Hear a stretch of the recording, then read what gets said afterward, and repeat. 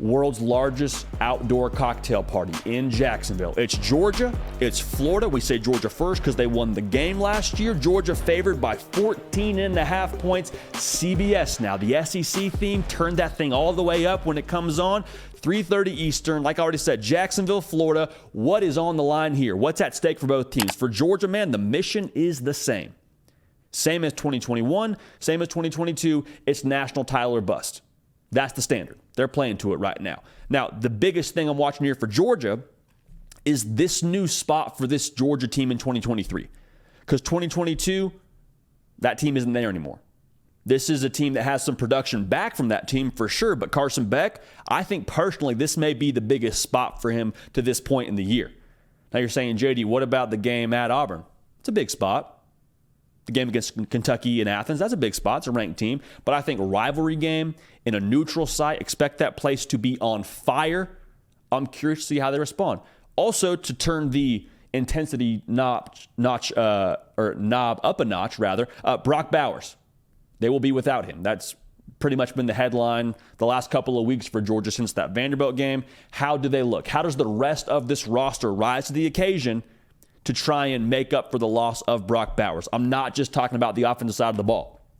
Anytime you lose a generational talent, an Avenger, if you will, wearing number 19 playing tight end for Georgia, it's going to take a village to be able to carry a little bit more to get things done for Georgia. So how do they respond in this spot? I cannot wait to see.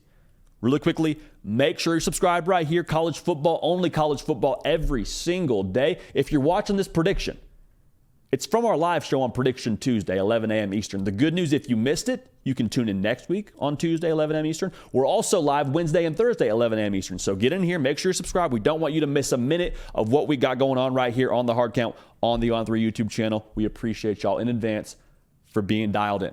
All right, when it comes to Florida, think about it this way, man. If Florida wins this football game, this would be the album cover for them for 2023. Like, yes, you'd be at 6 wins. Yes, you would hit on the over-under win total of 5.5 wins preseason. You're already at 5 right now. But if you beat Georgia, we talked about it in our early look video yesterday of this matchup. I think that would just infuse even more juice to what they have going on the recruiting trail. I think it would infuse a ton of belief into the Billy Napier regime in Gainesville. And I think, quite frankly, when it comes to a trajectory of this program, like, you would look at Florida completely differently if they find a way to take down the back-to-back national champs. Now, Georgia also started slow the last couple of games for the most part, outside of that Kentucky game. We'll talk about that in just a second. For Florida, though, it feels like, to me at least, there is a real quiet confidence within that locker room. They know what's being said. They know how people feel about Florida and the feeling around Billy Napier as a head coach and the feeling about Graham Mertz when he transferred from Wisconsin. To this point in the year, all they've done, in my humble opinion, is overachieve and prove people wrong. That win over South Carolina, coming back from 10 in the fourth quarter, I think provided a ton of confidence that they already probably were on the verge of. But now I think it's kind of starting to reach a boiling point. And it's reaching a boiling point at the perfect time with this Georgia game. So some things we're watching on this one, man. What happens in the downhill battle, especially when Georgia has the football? Because to be real, man, we're breaking down this game. That Florida-Kentucky game is just burned in my mind. The snapshot is burned in my mind of Ray Davis running for almost 300 yards and Kentucky pulling the guard left, pulling the guard right, running power pretty much till they didn't feel like it anymore. And Florida did a very poor job, they would tell you that, in fitting that kind of play and approaching that play with physicality. So for Georgia, I'm doing the math here, you're without your best pass catcher in Brock Bowers.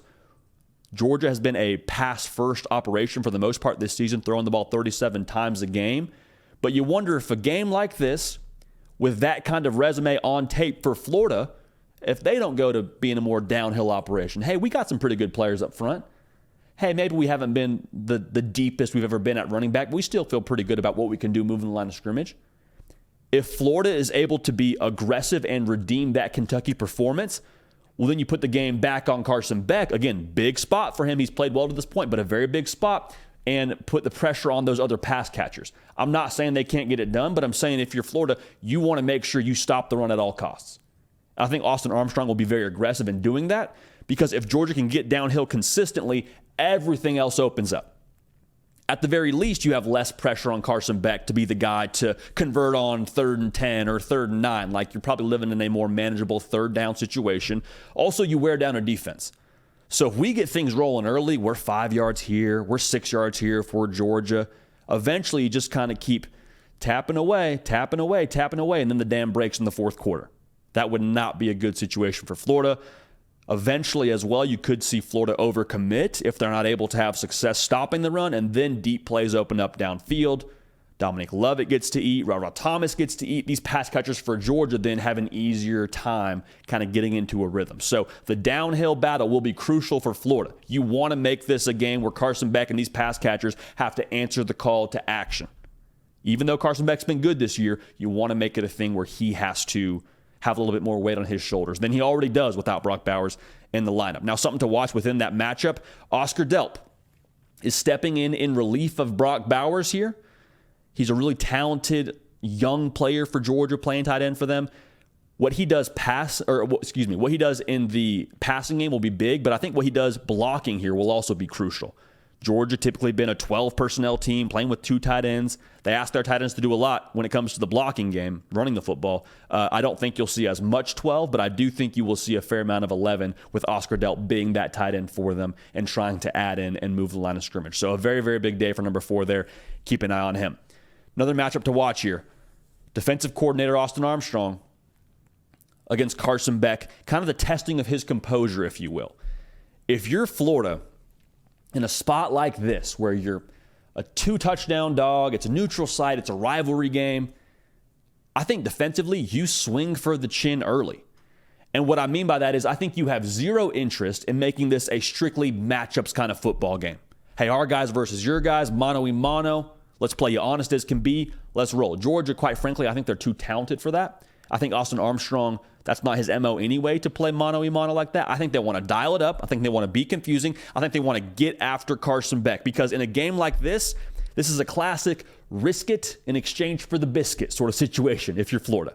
I think to win this football game, you need to win the turnover battle. You need to find a way to create extra possessions. And even better, if you can rattle Carson Beck in this spot and kind of make them have to recalibrate on that sideline and get your momentum going if you're Florida and start fast, who knows what happens. That kind of opens Pandora's box for this whole game. Imagine a situation where you get a strip sack, within the 20-yard line. If you're Florida going in, you score, you're up 7-0, you'll put the game back on Carson Beck. Where's he at emotionally? Where's he at psychologically? Because remember now, neutral site. So there's a fair amount of Georgia fans. I promise you a fair amount of Florida fans will be at this game too. Plays could get a little bit rowdy. We'll see. Belief starts to grow for Florida. I'm just saying that would be a world you want to live in. I don't think it's a thing where you just let the game come to you if you're Austin Armstrong and that Florida defense. Again, that's not their MO anyway. Now, the risk here involved with that, if you swing and you miss, just think about it from a boxing standpoint. Anytime I throw a haymaker and I just whiff completely, well, where am I at? My chin is exposed. Same thing for the Florida defense. If we try and be tricky and we try and bring, an extra man from the secondary to blitz Carson Beck, and he sees that right away, I said it before, diagnose like a doctor, deliver like a midwife. If Carson Beck does that, then you have a chunk play, then he gets rhythm, then they start to roll, then you're behind the sticks defensively. Then that could kind of be the slippery slope avalanche sort of mentality if you're Florida. So that's something to watch for. I think it's worth it. I think you have to swing big if you're Florida in a spot like this, but I'm curious to see how that goes in the early going, especially because, to be real, y'all, the first half is extremely important for Florida. I'm not going to say they don't have the ability to chase you down if they do get down, because ask South Carolina. Florida can come back from a lead, especially in the fourth quarter when they came back from 10 against South Carolina. But for me, Florida is built to play with the lead. We talk about it a lot whenever we break down Florida games. Florida wants to play with controlling the tempo of a game. They want to be able to play out in front and pound the rock downhill and allow Graham Mertz to have some throws on the perimeter. And I think a big part of this for Florida with controlling tempo and being able to run the football will be Eugene Wilson. We've talked about him a lot on this show in different breakdowns, but in this game especially, I think you want to get the defense for Georgia flowing just a little bit, want to find a way to maybe lighten that box up a little bit and put pressure on the perimeter of this Georgia defense. And the best way to do that is getting the ball to Eugene Wilson in space.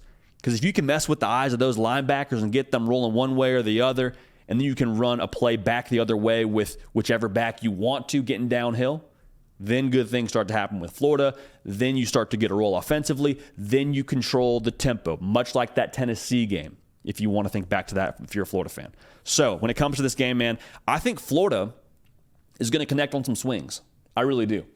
Like, I think in a spot like this, there's a lot of pride in this team for Florida. I think there is a lot of attitude built in with this team for Florida. I think there's a lot of buy-in built in with this team for Florida, and we've seen that multiple times. Now, with that same thing being said, I think Georgia has a real sense of urgency now with no Brock Bowers in the lineup, and we've seen Georgia, once they get a little bit of something to chase, once they get down to an Auburn or down to a South Carolina, or they see a team like Kentucky who's ranked, like once they see something to go and chase and they have that urgency, I think they're extremely dangerous. I think no Brock Bowers and a rivalry spot here creates that urgency for them, and Kirby Smart is the best in the country, if not the world, at getting his team ready to play when they have something to chase. I think Carson Beck plays big. I think he plays efficient football. I think Georgia wins this football game. I'll take Georgia to win, Florida to cover. I think the final score is 34-24 Dogs. And the meaning here for Georgia is you just clear another hurdle and you find a way to kind of put this operation together without Brock Bowers. This is your first chance to see Georgia 2.0, feels like the wrong verbiage, but new Georgia without Brock Bowers. How they kind of find a way to have everybody else add in and carry a little bit more to move this thing forward, which is, seemingly the Georgia way, the way they've gone about things the last couple of years. Now for Florida, even if they lose this football game, the eye test here is very, very important. Think back to the Auburn game. When Auburn played Georgia extremely tough in Jordan-Hare, it was back and forth, came down to the final drive. Georgia found a way to come back and win in dramatic fashion, but Auburn had the football with a chance to win that game. Think about how we talked about Auburn after that game. Talked about the trajectory, right? Talked about, well, Hugh Freeze is a new coach there. He's there for a reason. If that's where Auburn's at right now, give them a couple of years, they'll be okay. It's year 2 for Billy Napier, so that conversation probably changes just a little bit, but I think the same thing can be true. If Florida tests Georgia just a little bit and makes it a thing where, hey, you see the growth, you see where this thing's headed, the measuring stick here for Florida against their rival, we could be saying some good things about Florida even if they end up losing this game. Now, there's no moral victories. We understand that. The people in Gainesville understand that. But I think there is a lot to still take away regardless of the final score in Jacksonville. So that's Georgia-Florida. I can't wait to watch that one. Enjoy that SEC theme while we have it with SEC games. It's going to be a lot of fun. Rivalry football, man. That's what this is all about, rivalry football. Hey, y'all, thanks so much for watching. Subscribe to the channel here to make sure you don't miss an episode of The Hard Count. Also, be sure to check out other videos on the On3 YouTube channel.